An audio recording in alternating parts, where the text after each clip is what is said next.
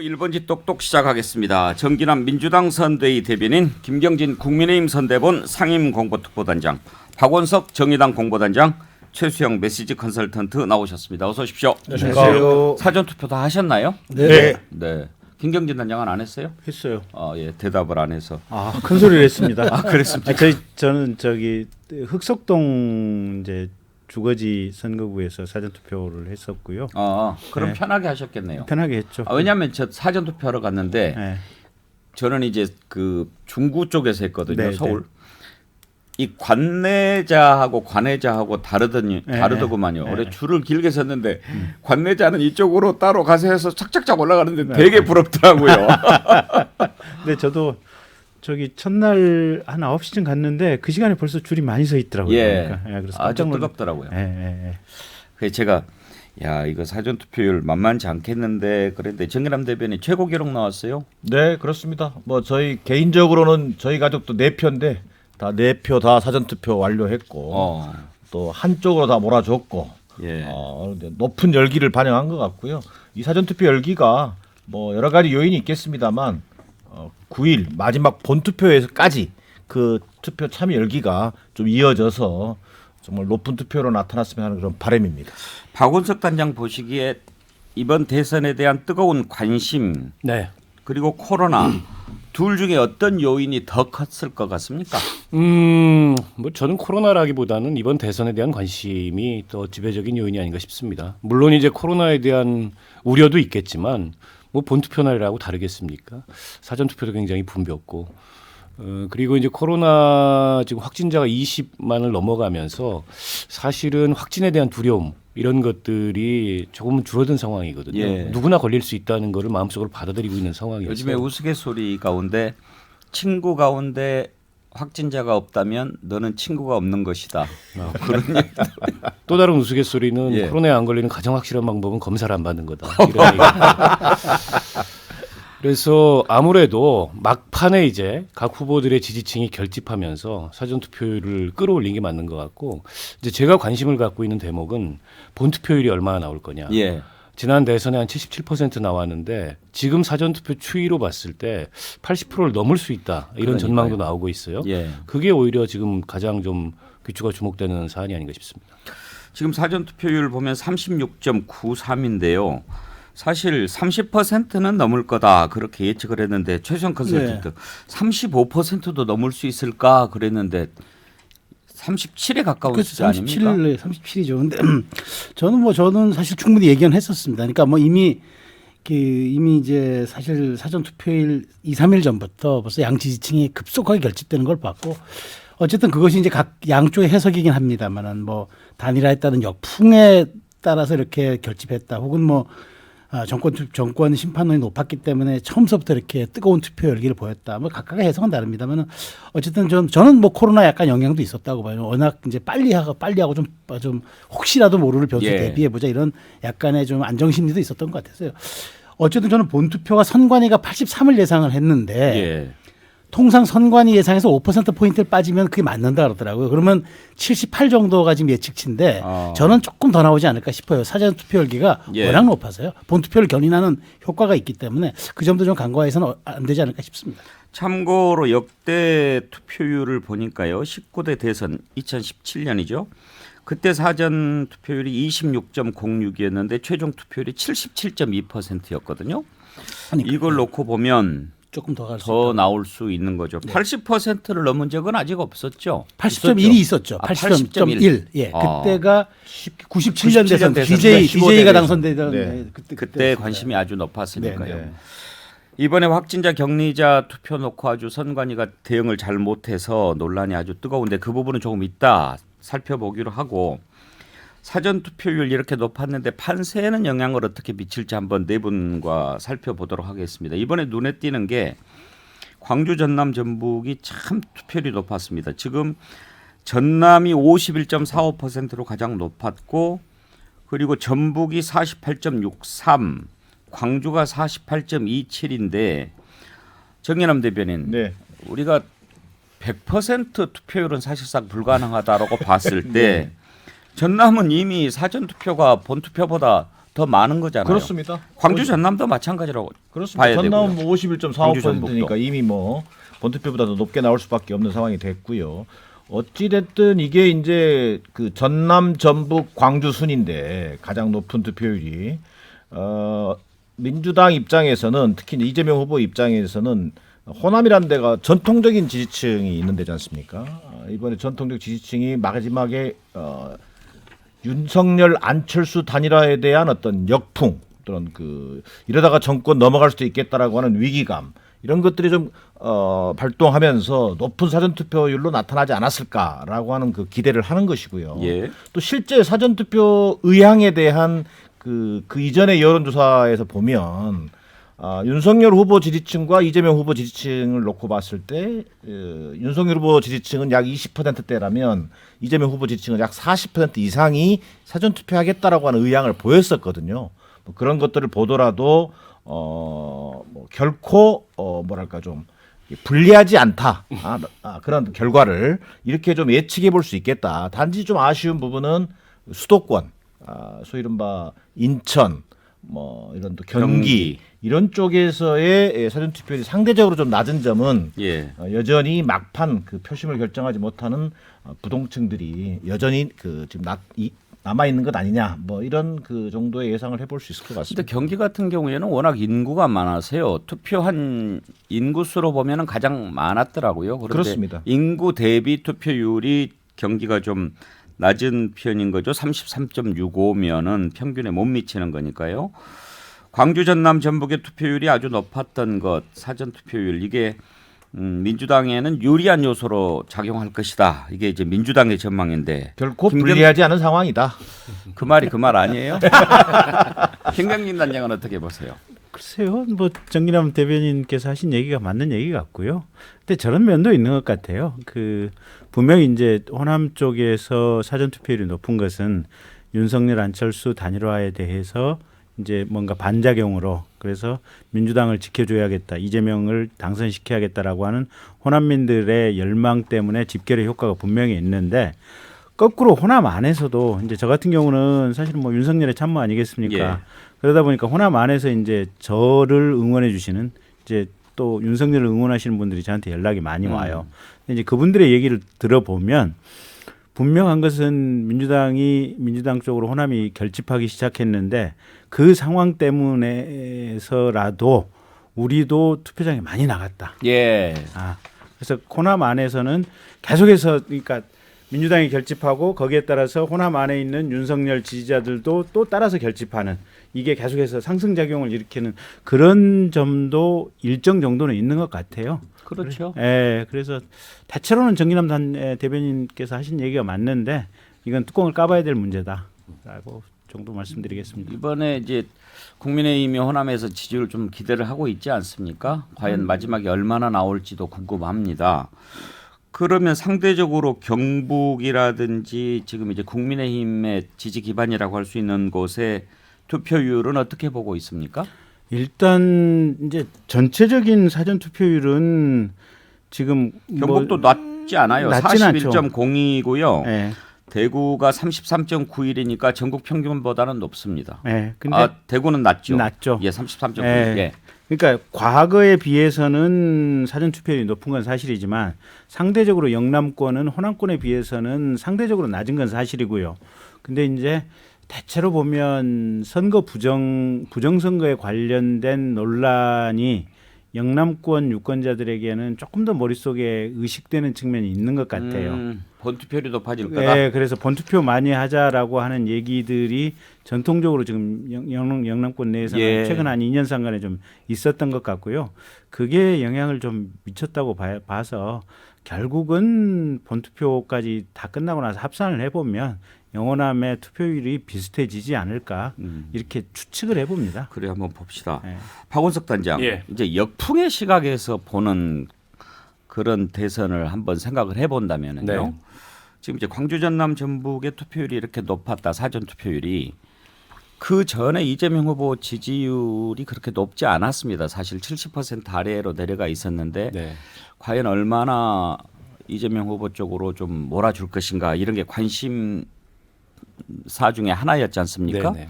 그런데 이렇게 사전 투표율이 높은 것은 막판에 안철수 후보와 윤석열 후보가 단일화되면서 위험하다 이런 이제 신호가 집단 지성에 전해지고 그래서 높은 사전 투표로 이어졌다 이렇게 이제 분석을 하는 게 민주당 아닙니까? 네네.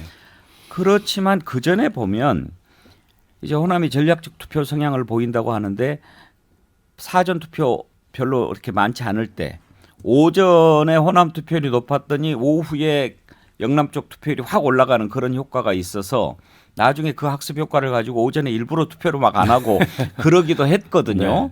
그러면 이게 또 역풍이 불 수도 있는 거 아닙니까? 뭐 그럴 수 있죠. 근데 저는 결과적으로 최종 투표율은 영호남이 엇비슷할 것 같아요. 아까 이제 김경진 단장님 말씀하셨듯이 아무래도 이제 보수 유권자 지지층들 사이에 부정선거에 대한 별로 근거는 없습니다. 그런 우려 때문에 사전 투표를 꺼려하는 그런 내용의 뭐 카톡, 메시지 이런 것들이 많이 돌았어요. 그런 게 아마 영남의 이제 상대적 고령층한테 영향을 좀 미쳐서 사전 투표율이 좀 낮지 않은가 좀 분석해 볼 수 있을 것 같고요. 호남의 사전 투표율이 높은 거는 전 분명한 결집 효과가 있다고 봅니다. 특히 이제 안철수 윤석열 단일화의 일종의 역풍 같은 거죠. 그리고 호남에 있었던 안철수 후보의 지지자들이 바로 윤석열 후보로 넘어가지는 않을 것 같아요. 특히 이제 호남이라는 지역적 정서를 감안했을 때 그걸 감안하면 호남의 높은 사전 투표율이 상대적으로 이재명 후보에게 조금 유리하게 보이는 건 사실이나 저는 사전 투표율의 높고 낮음을 가지고 선거 결과의 유불리를 이게 단정짓거나 혹은 그렇게 판단하는 거는 조금 넌센스인 것 같아요. 어차피 이게 이제 본투표율에 그 상대적으로 낮았던 데들이 올라가고 높았던 데는 그만큼 본투표율이 적기 때문에 최종 투표율이 얼마냐, 지역별로 유의미한 비교치가 나오느냐 이런 게 훨씬 더 중요할 것 같고 앞서 이제 그 국민의힘에서 이번에 뭐 30% 목표치를 호남에서 얻겠다 이런 뭐 포부를 내세웠는데 그건 뭐 현실적으로 제가 보기 어려울 것 같고요. 20%도 현실로서는 쉽지 않아 보입니다. 지금까지 나왔던 데이터들로 봤을 때. 다만 저는 좀 높았으면 좋겠어요. 호남에서 그 국민의힘 지지율이 높고 영남에서 민주당 지지율이 높아서 적어도 민주화 이후에 이제 40년이 됐는데 지역주의라는 장벽은 이번 대선을 통해서 현저하게 엷어졌다 완화됐다 이런 결과를 좀 보였으면 좋겠습니다. 정의당 지지율이 높아져야죠.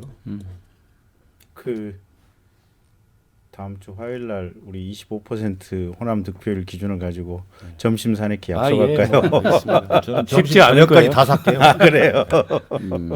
그러면은 얼마를 가지고 점심 기준을 25% 기준으로 25%. 네. 아이고. 정말입니까? 네. 다음 주 화요일 날 다음 주 화요일 날 이 방송 아침부터 끝나고 굶고 오겠습니다. 네, 알겠어요. 전날 저녁부터 굶겠습니다. 국회 앞에 제가 제일 비싼 집 아는데 거기 알겠어요. 예약했는데. 지금이라도 기회를 드릴 테니까 20% 정도로 한번 다시 해보실 생각 아니요, 없으세요? 25%. 알겠습니다. 30%로 할까 하다가 보수적으로 지금 25%란 겁니다. 지금 이거 우리 5사람만 있는 거 아닙니다. 전 모든 국민, 국민이 다 네, 듣고 다 듣고 있습니다. 있는 이 알겠습니다. 희망회로가 재산상의 엄청난 손실을 가져올 수도 있겠다는 생각도 듭니다. 근데 이게요 호남에서도 이게 그러니까 표현을 뭐라고 표현해야 될지 모르겠는데 호남 내에서도 극심한 의견 충돌이 있는 것 같아요. 그러니까 민주당 이재명 밀어줘야 된다라는 거 하고 도저히 어떻게 할 수 없다라는 이거 하고 상당한 아마 이런 갈등이나 토론들이 그 지역 내부에서는 있는 걸로 저는 듣고 있습니다. 예. 아니 아까 박원석 단장 말씀하신 중에 이제 지역 감정 이런 것 없어져야 된다라고 하는데 사실 최수영 컨설턴트 이번에는 이 지역구도나 이런 게 아예 변수로 등장하지도 네. 않았지 않습니까? 뭐 발언 논란조차도 거의 없었고요. 사실 예. 뭐 그 이제 보면 우리 대선에서 상수라고 했던 지역 감정, 이제 북풍 이런 건 이제 정말 사라졌고 예. 오히려 뭐 북풍은 러시아에서 불어와서 상당 부분 좀 당황했던 적도 있는데 저는 이제 저희가 사실 이제 하나 극복해야 될 것들이 이제 젠더 갈등하고 세대 갈등일 것 같아요. 예. 이제 앞으로 오히려 저는 젠더와 세대가 앞으로 대선이라든가 그 주요 전국 단위 선거에서는 이게 주요한 상수가 될 것 같아서 이제 사실 또 이거는 상수이기도 하지만 또 우리가 정말 극복해야 될 우리가 지역주의처럼 언젠가는 반드시 극복해서 다들 국민화합을 지도자들이 얘기하는데 이런 부분들이 이제 이번 대선을 통해서 극명하게 젠더와 세대가 갈등이 드러났으니까 이 부분 한번 고쳐봐야 될 것 같은데 다만 그런 세대 간의 갈등이 지역주의 완화 요소로 작용한다는 점은 좀 긍정적인 저는 예. 신호로 좀 볼 수가 있는 것 같은데요. 저는 뭐 이번 기회에 이제 사실 좀 뭐 다른 이야기를 합니다만 우리 1차 그러니까 사전투표, 본투표라는 명칭을 좀 1차 투표, 2차 투표로 좀 바꿨으면 좋지 않을까. 제가 방송에서 자꾸 얘기를 하는 이유 중에 하나가 만일 그 사전투표라고 하니까 뭔가 메인은 남아있고 내가 주변부에 있다는 생각도 좀 들 수 있어서 차라리 1차, 2차를 나누면은 일반성과 편의성, 그다음에 보편성들이 투표에 가장 이제 이렇게 적용되는 그런 심리적 측면들이 있어서 앞으로 이게 왜냐하면 사전투표율이 계속 올라가잖아요. 그러니까 저는 앞으로 40% 이상 찍을 수도 있다고 보는데 그러면 사실은 본투표가 뭐가 달라집니까? 뭐 차라리 1차, 2차로 그냥 횟수로 나누는 게 오히려 좀 합리적이지 않을까 생각도 듭니다. 사전투표가 50%를 넘어가면 그걸 본투표라고 하고 본투표를 사후투표라고. 예. 근데 지역 감정이나 이 지역 구도 이런 게 슬로건에서 사라진 게 네. 세대의 어떤 그 변화에 따른 그런 변화라고 보십니까? 아니면은 이번에 후보 간에 워낙 네거티브 갈등이 심했기 때문에 그 부분에 아예 가려서 이슈로 떠오르지 못했다고 보십니까? 아니, 근데 저는 이제 이게 사실은 대부분 그 이제 2030으로 이제 했던 이제 그 갈등으로 했던 것들 저는 2030이라는 표현 자체에 거기에 젠더도 담겨 있고 세대 간의 갈등 다 담겨 있다고 봐요. 그러니까 2030이 앞으로 우리 사회에서 뭔가 책임을 져야 할 그런 세대라고 이제 인식을 하면서 나왔기 때문에 이제 이 점들에 대해서는 저는 이제 앞으로 뭐 상수가 될 거라고 보고 여기에 대한 좀 대책들은 이제 좀 정치권들이 좀 마련해야 될 것 같아요. 근데요, 지역 문제가 과거 선거에 비해서 상대적으로 완화됐다. 요게 지금 이번 선거의 특징이긴 한데 그렇다고 해서 그러면 절대적인 측면에서 지역 문제가 없어졌냐? 그건 아니라는 거죠. 그래서 사실은 아직도 정치인들도 그렇고 우리 국민들께서도 그렇고 이게 지역과 선거의 연결 구도 문제는 좀 더 우리가 인위적으로 노력해야 될 측면은 분명히 있는 것 같아요. 그럼요. 뭐 네. 완전히 그러려면 그렇죠. 네. 사실 후보 문제가 아니고 정당 구조부터 네. 그건 사실 기본적으로 달라져야 되는데 미국 같은 경우에도 대통령 후보들 자기 고향에서는 먹고 들어가는 거 아닙니까? 그러긴 하죠. 예. 근데 이번에는 재밌는 게 어쨌든 이재명 후보는 지금 안동 출신이잖아요. 예. 그러니까 고향에서 먹히는 건 아니죠. 그래서 제가 정당 구조를 말씀드리는 예, 겁니다. 그래서- 지금 뭐 예. 민주당이 호남, 국민의힘이 영남 네. 이게 지지 기반이라고 하는 것을 부인할 수 없잖아요. 정확히는 그러니까 호남하고 그 다음에 대구 경북하고가 이제 대한민국 인구의 10%씩을 점하고 있거든요. 예. 근데 이 두 군데가 지역 구도가 좀 강한 것 같아요. 부산하고 그 다음에 경남 쪽은 사실은 민주당이 평소에 어떤 정당 구도로 봐도 박빙 열세 정도지 거기는 지역 구도가 세다고 할 수는 없어요. 부산 예. 경남 쪽은. 그래서 이제 중대선거구제 얘기가 나오는 거고 이게 네. 소선구제인 상황에서는 개선이 어렵지 않나요, 박원석 단장? 제가 지금 그 말씀 드리려고 한 겁니다. 사실은 지역 이주의를 좀 제도적으로 구조적으로 극복하려면 의식도 바뀌어야 되지만 의식보다 더 중요한 게 정치 제도가 바뀌어야 됩니다. 그래서 중대선거구제를 통해서 동반 당선이 되고 또 권역별 비례대표제를 통해서 영원함에서 지금과는 다른 그런 어떤 정치적 결과를 낳을 수 있어야 이게 이제 지역주의로부터 지역민들도 굉장히 자유로워지는 건데 지금의 이 소선거구제 단순 다수 대표제는 강하게 어떻게 보면 우리 지역 주민들을 포로로 잡고 있어요. 그러니까 그냥 뭐 아무리 그 일당 그 지역에서 일당으로 소위 말해서 개판을 쳐도 선거만 되면 누구를 내세우든 이긴다. 이런 어떤 법칙이 작용하다 보니까 이 지역주의가 절대 안 깨지거든요. 그래서 저는 국민들의 의식은 많이 깨졌는데 제도가 그걸 지체시키고 있다고 봅니다. 근데요, 정치 제도가 더 중요하다라고 말씀하셨는데 사실 의식이 더 중요할 수도 있는 게 지난번에 연동형 비례대표제 정당 만들 때 정의당이 이미 민주당한테 한번 배신당한 적이 있지 않습니까? 네네. 중대선거구제를 만들었다고 칩시다. 네. 의식이 바뀌지 않으면 아무리 법을 바꿔서 그 지역구에 정당한 한 명 이상의 한 명밖에 후보를 내지 못한다라고 해도 만약에 지금 대구 경북이나 호남이 확실하게 자기 정당이 장악이 돼 있으면 무소속으로 내도 두석 가져갈 수 있는 거예요. 그럴 수 있죠. 그럴 수 있는데 저는 그런 정치 행태에 대해서는 이제는 우리 그 대구 경북이나 혹은 호남의 시민들도 조금 달리 판단할 가능성이 있다고 보고요. 그래야죠. 예를 들어서 정의당 같은 경우에 중대선거구제가 적용이 된다면 한 선거구에서 이제 그 국회의원을 한 명 뽑는 게 아니고 한 그 자치단체에서 5명을 그냥 순서대로 뽑는다. 1등부터 5등까지를 국회의원을 뽑는다. 그러면 사실은 정의당의 후보들이 지역구에서 당선될 가능성이 굉장히 높아져요. 지금의 득표율만 가지고도. 근데 지금과 같은 소선거구제는 결국엔 양당 중에 한 명 고르기. 이걸 사실은 유권자들한테 강요하는 그런 선거 제도이기 때문에 이번에 이제 정치 개혁이 선거 막판에 마지막 어쨌든 화두가 됐지 않습니까? 물론 국민의힘은 전혀 여기에 대해서 응답을 안 했어요.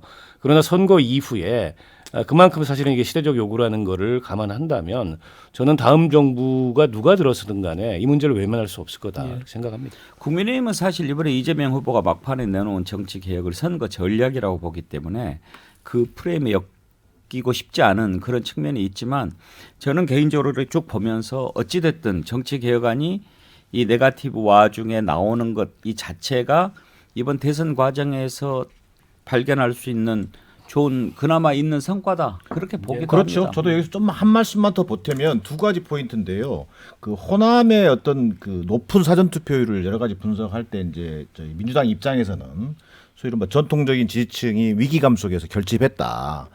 근데 이제 이것하고 지역주의 완화 문제를 이제 또 연결시켜 볼 수도 있는데 이 위기감하고 덧붙여 저는 또 하나 덧붙이고 싶은 게 배신감이에요. 그게 2016년 총선에서 보여준 소위 국민의당의 돌풍이지 않습니까? 소위 앞에 얘기했던 제도와 의식의 문제를 얘기했는데 소위 다당제로 갈 수 있는 어떤 토대를 호남의 높은 정치의식이 사실은 보여준 거였단 말이에요. 근데 그것을 이번에 송두리째 안철수 후보가 걷어차버린 형국이란 말이에요. 결국은 위기감 플러스 그런 안철수 후보의 어떤 그 다당제 포기, 새정치 포기 다시 양당제로 회귀되는 모습에 대한 배신감이 저는 같이 맞물려서 이게 높은 역풍을 만들어내는 하나의 원인이었다고 보는 것이고요. 또 하나는 이게 이제 앞서 제도와 의식 얘기했습니다만 저는 그런 의미에서 앵커께서 얘기했지만 선거의 유불리를 떠나서 이재명 후보가 내놓은 소위 통합정부 정치개혁 아니라고 하는 것이 대선 승패와 상관없이 한국 정치가 나아가야 될 방향을 가리키고 있다. 이것은 전통적인 지지층뿐만 아니라 이게 바로 중도 부동층에 대한 어떤 메시지라고 하는 점에서 저는 상당히 선거 막판에 포지티브한 캠페인으로 충분히 평가할 만하다는 것이 저희 판단입니다. 근데 제가 딱 하나 어차피 지금 대선 기간 중이니까 대선 끝나고 나서 한 달만 지켜봅시다. 일단 첫 번째 시금석이 6월 1일 날 있는 지방선거에서 2인 선거구가 아니라 3인, 4인 선거구를 얼마만큼 지방의원에서 만들 수 있느냐 문제인데 지금 현재 전국의 모든 지방의회를 민주당이 장악하고 있거든요. 조례 제정할 수 있는 의석을 모든 지방의회에 민주당이 가능해요. 보면 한 달 이내에 이걸 민주당이 하느냐 안 하느냐 이것만 보면 지금 이 선거 기간 동안에 정치개혁이라고 지금 민주당이 얘기했던 부분들이 정말 이게 왕구라냐 아니면 진짜 진심으로 했냐 요거 딱 한 달 내에 판가름 갑니다. 그런데 새 정부 출범이 5월 9일인가요? 5월 10일인가요? 5월 9일입니다. 9일로 보는 게 맞죠. 9일로 보는 5월 게. 9일. 네. 그러면 5월 9일 날 만약에 여당이 바뀐다고 한다면 그 6월 1일 지방선거 그 사이에 조례 바꾸는 것도 아무 상관없어요. 될 수는 있어요. 아무 상관이 없어요. 이건 뭐냐면 이미 지금 지방의회 가령 서울시의회, 부산시의회, 무슨 경남도의회 다 민주당이 지금 다수 의석이기 때문에 조례는 지방의회에서 의결을 하면 되고 지방자치단체장이 공포를 하면 되거든요. 아니 그게 가능한데 네. 여당일 때 생각하고 달라질 수 있다는 거죠. 누가요? 아 민주당이. 민주당이. 그래서 지금 그게 진심인지 아닌지는 한 달 예. 지금부터 그 대선 끝나고 한 달. 중요한 포인트고요. 예, 한 예. 달 뒤에 보시기로 하고요. 저는 오히려요. 과거 역사를 보면 보수 정당이 소위 양당제 회기를 어찌 보면 유도했고 선호한 측면이 있어요. 과거 예. YS의 3당 합당도 마찬가지고 이번에 결국은 안철수의 소위 다당제가 깨지고 다시 양당제로 복귀한 네. 게 안철수거든요. 1부는 여기서 줄이죠. 2부에서는 선관위 관리 소홀 한번 좀 집중적으로 따져보도록 하죠. 전하는 말씀 듣고 2부에서 뵙겠습니다.